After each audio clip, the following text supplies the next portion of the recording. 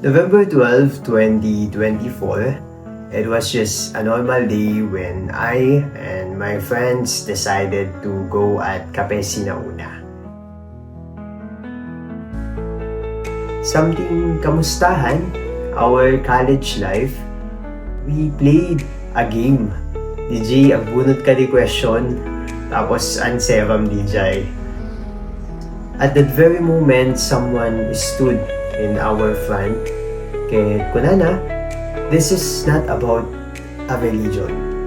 It is about your relationship to God.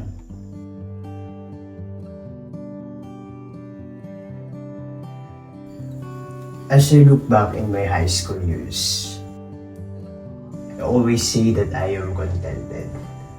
For a reason, everything is in me. Being in a complete family, having so much good people that surround me, tumultulong nakmet. I also help others. But there's always missing piece.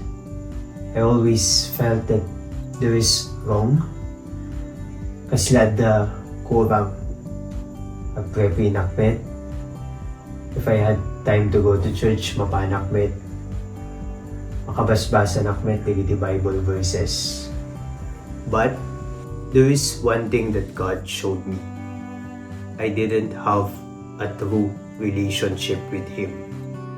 Hindi na siya nak iti gospel, babaen iti instrumento nga inusar iti Diyos through the life of Kuya Pet. God reminds me to have a true relationship with Him.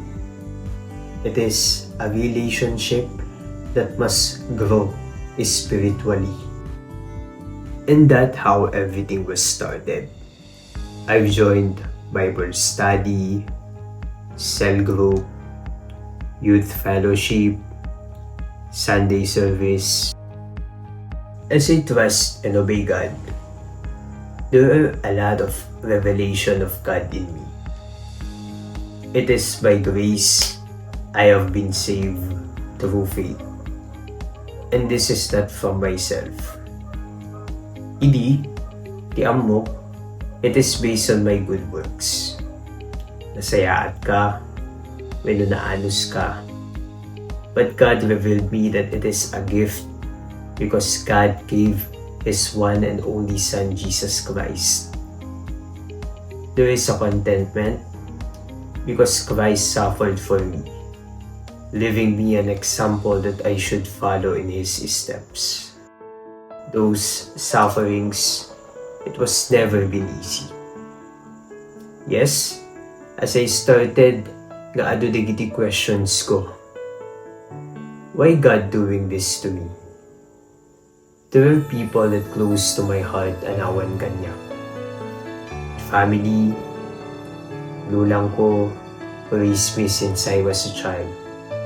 Love life, even friends na dati, kinanayon ko ang makadkadway suda. Those sufferings, iso itinang patibker ti faith ko. I am so grateful that I know my true identity as a child of God. Ita, through my love to God and others, I already share the gospel to my family, friends, and even others sa school and sa community namin. At dadigiti follow up ko by Bible study.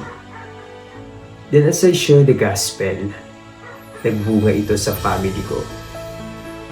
Nag-start sa kapatid ko, sa mama ko, sa papa ko, maging sa mga tita ko.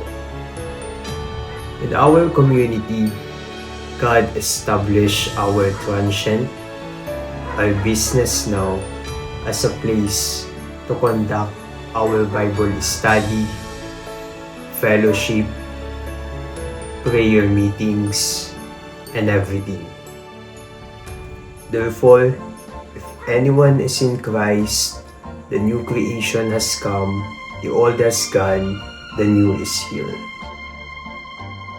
The comfort zone ko that time, aginom, agwalwal, nakafocus kadigiti kayat laing itibagi. Ita, nalawag no ana dapat titurungin itibiyag ko. I can't fully recall anymore no ana itisungbat ko that time anabunod ko DJ question bago nakanashiran iti gospel at that very moment. But if I will answer now the same question today, what is the greatest thing happened in my life? That is when I personally accept and receive Jesus Christ.